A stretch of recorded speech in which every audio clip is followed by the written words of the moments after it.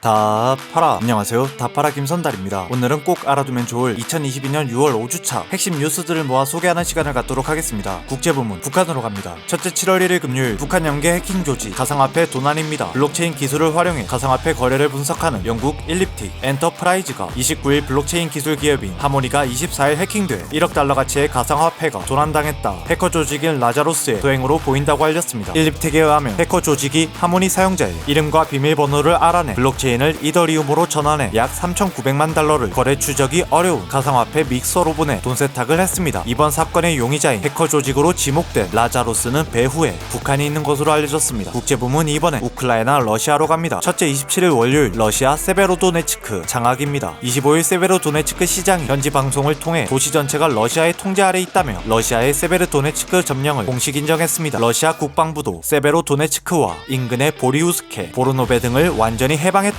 점령 소식을 공표했습니다. 현재 우크라이나군은 세베로도네츠크에서 철수한 상태입니다. 이에 리시찬스크만 점령되면 루안스크 주 전체를 러시아가 장악하게 됩니다. 루안스크 주는 도네츠크 주와 함께 돈바스 지역이며 리시찬스크마저 함락되게 된다면 러시아의 침공 목표 중 하나였던 돈바스 지역 해방이 성공되게 됩니다. 둘째 29일 수요일 러시아의 우크라이나 쇼핑몰 폭격입니다. 27일 러시아 Tu-22 폭격기가 우크라이나 중부 크레멘추크의 한 쇼핑몰을 폭격해 최소 18명이 사망하고 60명이 다쳤습니다. 당시 쇼핑몰엔 1000명이 넘는 사람들이 있었으며 이번 미사일 폭격은 29일 진행될 나토 정상회의에 대한 경고로 분석되고 있습니다. 이날 러시아 국가안보회의 부의장은 만약 나토가 크림반도를 침공한다면 제3차 세계대전이 발발할 것이라며 강력하게 위협했습니다. 셋째 30일 목요일 러시아 나토 회의장 좌표 공개입니다. 28일 러시아 연방우주공사 사장이 텔레그램을 통해 스페인 마드리드의 나토 정상회의 장소, 미국 워싱턴 DC의 국방부 청사와 백악관, 영국 런던의 정부 청사, 프랑스 파리의 대통령실과 정부 청사 위성 사진을 공개했습니다. 전문가들은 러시아가 나토 정상회의에 대한 강력한 경고로 좌표를 공개했다고 분석했습니다. 또한 서방 민간 위성 업체들이 러시아의 군사 자산을 감시하고 있는 것에 대해 불만을 표출한 것으로도 풀이되는 상태입니다. 넷째 30일 목요일 우크라이나 최대 규모 포로 교환입니다. 29일 우크라이나와 러시아가 개전 이래 최다 인원인 144명씩 포로 교환하였습니다. 러시아 포로로 있었던 우크라이나 군 가운데 95명은 마리우의 제철소를 방어했던 병사들이었습니다. 포로 교환은 자포리자 지역에서 진행되었으며 귀국한 우크라이나 군 다수가 총상과 화상, 골절, 팔다리 절단 등 중상을 입은 것으로 확인되었습니다. 국제부문 이번에 미국으로 갑니다. 첫째 27일 월요일 대법 낙태권 폐기입니다. 24일 임신 6개월까지 여성의 낙태 권리를 보장하던 로데 웨이드 판결을 반세기 만에 뒤엎고 대법이 낙태권을 공식 폐기하였습니다. 이날 찬성 5, 반대 4로 대법은 로데 웨이드 판결을 폐기하였으며 이로써 낙태에 대한 헌법상 권리를 인정하지 않게 되었습니다. 이에 따라 낙태권 존폐 결정은 각 주 정부와 의회 권한으로 이양되었습니다. 현재 미 연방 대법은 트럼프 전 대통령 재임 기간 중 보수 성향 대법관 3명이 더해져 보수 우위인 상태이며 낙태권 폐지와 더불어 지난 23일 공공장소에서 총기 휴대를 엄격히 제한하도록 1913년 제정된 뉴욕주 주법도 위헌이라 판결한 바 있습니다. 둘째 30일 목요일 나토 신전략개념 중국 러시아 규정 변경입니다. 29일 진행된 나토 정상회의에서 신전략개념으로 중국과 러시아에 대한 평가를 위협적인 관계들로 규정했습니다. 이에 따라 중국은 구조적 도전으로 규정되어 중국 위협에 대한 대응이 공식화되었습니다. 더불어 중국은 불투명한 전략으로 광범위한 정치, 경제, 군사적 도구를 사용해 글로벌 영향력을 높이고 있다. 중국은 주요 기술 및 산업과 중요 인프라 공급망을 통제하려 한다. 중국의 악의적인 하이브리드 및 사이버 작전, 대결적인 발언과 허위 정보는 나토의 안보를 해친다며 적대적 관계인 현 상태를 명확히 했습니다. 또한 나토는 대비태세를 강화해 동맹 관계를 분열시키려는 중국의 강압적인 전술과 노력으로부터 보호할 것이라며 대응 의지를 내비쳤습니다. 중국 외교부 대변인은 전날 냉전의 산물이자 세계 최대 군사동맹인 나토는 개별 국가의 패권 유지 수단으로 전략한 지 오래라며 나토의 새로운 전략 개념은 가상의 적을 만들어 진영 대결을 벌이겠다는 냉전적 사고에서 조금도 달라지지 않았다며 비판했습니다. 한편 기존 나토 전략 개념에서 파트너로 구분되던 러시아를 이번엔 가장 크고 직접적인 위협으로 변경하였습니다. 나토는 러시아가 안보와 유럽 대서양 지역의 평화와 안정에 가장 중요하고 직접적인 위협이라며 러시아의 위협과 적대 행위에 대해 단결하고 책임있는 방식으로 계속 대응할 것, 모든 동맹국에 대한 억지력과 방어를 대폭 강화하고 나토의 파트너들이 악의적인 간섭과 침략에 대항하도록 지원할 것이라며 지속적인 군사적 행보를 예고하였습니다. 실제로 나토 정상회의에서 미 대통령은 나토 집단안보 강화를 위해 폴란드의 미 육군 5군단 사령부를 영구 주둔시키고 영국의 F-35 스텔스기 2개 대대를 추가로 배치한다고 밝혔습니다. 국제부문 미국에 이어 중국으로 갑니다. 첫째 29일 수요일 중국 사상 최대 지방채 발행입니다. 중국 지방정부 채권 발행 규모가 6월 한 달 동안 1조 5천억 원을 넘기며 사상 최고치를 기록했습니다. 중국의 지방정부는 인프라 투자 자금 등을 조달하기 위해 매년 특별 채권을 발행했습니다. 앞서 2022년 한 해 최대 3조 6,500억 위안의 인프라 채권을 발행하겠다고 밝혔지만 실제로 6월이 되자 한도를 모두 채우게 되었습니다. 이처럼 과도하게 채권 발행이 진행된 이유는 도시 봉쇄 등으로 경기 부양에 어려움이 발생하자 WD 즉 W자형 경기 회복세가 예상된다고 진단하여 중국 당국이 지방정부 채권 발행을 통해 인프라 투자 확대를 실시해 경제 성장률을 높이려는 목적을 가졌기 때문입니다. 둘째 7월 2일 토요일 시진핑 주석 홍콩 방문입니다. 7월 1일 시진핑 중국 국가 주석이 홍콩 주권 반환 25주년을 맞아 진행된 기념식에 참가했습니다. 홍콩 컨벤션 센터에서 열린 기념식 연설에서 시 주석은 일국 양제를 20번이나 언급하였습니다. 앞서 미국과 영국은 중국이 일국 양제의 원칙을 무너뜨렸고 홍콩의 자유와 번영을 훼손했다고 수차례 비판한 바 있습니다. 한편 시 주석은 앞으로 홍콩 권력 구조가 홍콩인이 홍콩을 다스린다는 원칙 대신 애국자가 홍콩을 다스려야 한다며 홍콩에 대한 영향력 강화를 시사했습니다. 국제부문 튀르키예로 갑니다. 첫째 7월 1일 금요일 튀르키예의 입장 변경입니다. 스웨덴과 핀란드의 나토 회원 가입을 반대하던 튀르키예가 입장을 변경하되 조건 이행을 준수하라고 강력 경고했습니다. 튀르키예 대통령은 30일 나토 정상회의에서 튀르키예가 스웨덴, 핀란드의 나토 가입을 찬성한다고 알렸습니다. 다만 합의된 내용에 따라 스웨덴은 73명의 쿠르드족을 튀르키예에 인도해야 하며 스웨덴, 핀란드는 쿠르드족 분리 독립 세력을 더 이상 지원하지 않게 됩니다. 한편 쿠르드족 분리 독립 세력은 튀르키예가 자국의 분리 독립 세력이자 테러 단체로 규정하는 상태입니다. 국제부문 마지막은 콜롬비아로 갑니다. 첫째 28일 화요일 콜롬비아 투우장 붕괴입니다. 26일 콜롬비아 중부 톨리마주 에스피날의 두 경기장 관중석 일부가 붕괴되어 생후 18개월 아기를 포함해 최소 6명이 숨지고 300여 명이 부상을 입었습니다. 이번 사건의 원인은 경기장 목재 건물들의 부실한 시공과 관리로 분석되는 상태입니다. 국제부문에 이어 정치부문입니다. 첫째 7월 1일 금요일 윤 대통령 첫 나토 연설입니다. 29일 30일 양일간 열린 나토 정상회의에 윤 대통령이 참여했습니다. 29일 윤석열 대통령은 정상회의에서 북한의 무모한 핵 미사일 개발 의지보다 국제사회의 북한 비핵화 의지가 더 강하다는 걸 보여줘야 한다며 자유와 평화는 국제사회의 연대에 의해서만 보장된다며 북한 비핵화를 위한 나토의 공조를 강조했습니다. 뉴스 다파라 이번엔 경제부문입니다. 첫째 29일 수요일 개인 회생 변제 계획 주식 코인 손실금 제외입니다. 28일 서울회생법원이 실무준칙을 제정했습니다. 서울회생법원의 실무준칙은 전국 법원 도산부의 참고 기준 역할을 합니다. 새 준칙으로 인해 향후 주식 가상화폐 손실을 입은 채무자가 개인 회생을 신청할 경우 변제금 총액을 정할 때 손실금 액수는 원칙적으로 고려되지 않게 됩니다. 그동안 부동산 같은 자산은 값이 내려가면 내려간 대로 가치를 인정했지만 주식이나 가상화폐는 도박비처럼 사행성 투자로 인식해 도덕적 해이를 야기할 수 있어 변제금 총액에서 투자 손실금을 제외하였습니다. 하지만 파산 위기에 몰린 채무자에게 기회를 주는 회생제도 취지에 어긋난다는 이유로 이러한 준칙이 신설되었습니다. 법원 관계자는 주식 또는 가상화폐 투자 실패로 경제적 고통을 받는 20, 30대 채무자의 경제활동 복귀 시간이 한층 일러질 것으로 예상한다고 긍정적 입장을 밝혔지만 일각에선 지나친 도덕적 해이를 부추길 수 있다며 논란이 되는 상태입니다. 한편 지난해 전국 법원에 접수된 개인 회생 파산 신청 약 13만 건으로 알려졌습니다. 둘째 7월 1일 금요일 공공기관 14곳 재무위험 지정입니다. 30일 기획재정부가 공공기관 14곳을 재무위험 기관으로 지정했습니다. 지정된 기관은 사업수익성 악화 기관으로 한국토지주택공사, 한국지역난방공사, 한국전력과 자회사 6개사 이렇게 총 9곳과 재무구조 전반 취약기관에 속한 한국가스공사, 한국철도공사, 한국석유공사, 한국광해광업공단, 대한석탄공사입니다. 이들 기관은 7월 말까지 재무구조 개선 방안을 제출해야 하며 5개년 재정 건전화 계획도 제출해야 합니다. 또한 재정 건전과 계획을 원활히 이행하지 못할 시 기관장은 해임될 수 있으며 전원 성과금도 삭감되게 됩니다. 한편 14곳 기관의 지난해 부채는 372조 원으로 350개 전체 공공기관 부채의 64%에 해당합니다. 셋째 7월 2일 토요일 대중무역 적자입니다. 지난 5월에 10억 9천만 달러 적자에 이어 6월 대중무역 수지가 12억 1,400만 달러 적자를 기록하며 두 달째 마이너스 실적을 기록했습니다. 대중무역 수지는 1994년 8월 이후 지난 4월까지 28년간 흑자를 기록했지만 5월부터 대중적자가 진행되어 국내 경제의 적신호가 켜졌습니다. 대중적자의 대표적인 원인들로는 중국 자국의 밸류체인 강화에 의해 한국 상품의 매력도 하락과 에너지 원자재가 급등에 따른 수입액 증가 여파 등이 있습니다. 경제부문 다음으로 사회부문입니다. 첫째 29일 수요일 응용 군집생활 증거 세계 첫 발굴입니다. 전남 화순군 배가면 서유리 공룡 발자국 화석산지에서 세계 최초로 익룡이 군집생활을 했다는 것을 입증할 만한 화석이 발굴되었습니다. 이번에 발굴된 화석은 익룡 발자국 350여 개가 무더기로 남아있는 화석들로 발자국 크기의 다양성 등으로 다수의 익룡 무리가 함께 거주하는 것을 입증하게 되었습니다. 익룡은 그간 뼈화석이나 둥지 화석을 통해 군집 생활을 추정할 수 있었지만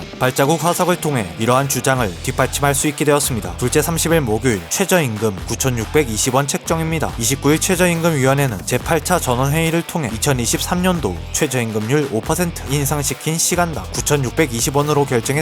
이날 노동계와 경영계는 각각 10,080원과 9,330원을 최종적으로 제시했지만 공익위원들이 심의 촉진 구간을 좁히자 이를 반발한 노사가 수정안을 내놓지 않아 공직위가 5% 인상하는 제시에 표결에 붙였으며 찬성 12표, 반대 1표, 기권 10표로 가결되었습니다. 이번 인상률 5%에 대해 공익위는 전망되는 올해 경제성장률 2.7%에서 소비자 물가 상승률 4.5%를 더하고 취업자 증가율 2.2%를 뺀 수치라고 설명했습니다. 셋째 30일 목요일 건강보험료 시행령 개정입니다. 보건복지부가 30일 국민건강보험법 시행령 및 시행규칙 개정안을 입법했습니다. 이번 개편은 재산이 아닌 소득 위주로 건강보험료를 부과한다는 것입니다. 또한 건강보험료는 지역 가입자와 직장 가입자로 나뉘는데 지역 가입자가 가진 부동산 중 시가 1억 2천만 원 이하의 것에 대해선 재산보험료를 징수하지 않는다고 밝혔습니다. 자동차에 부과한 것, 보료도 4천만 원 이상 고가 차량을 가진 경우에만 책정하고 건보료 책정 재산 구간도 올렸습니다. 한편 기존엔 연소득 3,400만 원을 초과할 경우 피부양자 자격을 상실했지만 연소득 2천만 원으로 변경해 대상자를 줄였습니다. 이에 건보료를 낼 능력이 있지만 직장 가입자 보호자를 둔 노년층들 중 건보료를 내야 할 인원이 약 27만여 명으로 늘었습니다. 직장 가입자의 경우에 이자 배당 등으로 버는 소득이 연 2천만 원을 넘기면 건강보험료를 추가 징수하기로 했습니다. 넷째 30일 목요일 제2연평해전 승리 공식 선언입니다. 29일 제2연평해전 20주년 승전 기념식에서 군은 이를 승전으로 공식 선언하고 제2연평해전 전적비를 전승비로 교체한다고 알렸습니다. 한편 제2연평해전은 한일 월드컵 기간이던 2002년 6월 29일 북한 경비정 두 척이 서해 NLL을 침범해 우리 해군 고속정을 기습 공격하며 전쟁이 발발했으며 우리군 6명, 북한군 30여 명의 사상자를 기록했습니다. 마지막은 IT 부분입니다. 첫째 30일 목요일 한국 세 번째 코로나 백신 치료제 개발국입니다. 29일 식품의약품안전처는 SK바이오사이언스가 개발한 코로나19 백신 스카이코비언 멀티주를 임상시험 최종 결과 보고서 제출 조건으로 품목 허가하였습니다. 이로써 우리나라는 세계에서 세 번째로 자체 기술로 코로나19 백신과 치료제 개발에 성공한 국가가 되었습니다. 앞서 개발에 성공한 국가는 미국, 영국입니다. 이번에 개발된 백신은 18세 이상 성인의 코로나19 예방 목적으로 허가되었으며 4주 간격으로 총 2회 접종하여야 합니다. 한편 코로나19 치료제 레키로나주는 지난해 2월에 허가된 바 있습니다. 이상으로 2022년 6월 5주차 핵심 뉴스 소식을 마치겠습니다. 다음엔 7월 1주차의 핵심 뉴스들을 모아 전달하는 시간을 갖도록 하겠습니다. 이상 다파라 김선달이었습니다. 안녕.